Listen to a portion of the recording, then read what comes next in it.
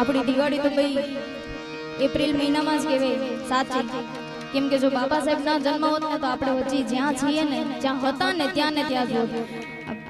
મારી માતા બહેનોને જે આપણે ઉગાડે અને ખાસ કરીને તો હું જે સ્ટેજમાંથી ગાઈ રહી છું ને એ જો પ્રતાપ હોય ને તો બાબા ભીમનો છે, બાકી અહીંયા મને બેહવાનો અધિકાર નહોતો. માટે એ મહિનાને મારે યાદ કરવો છે. માટે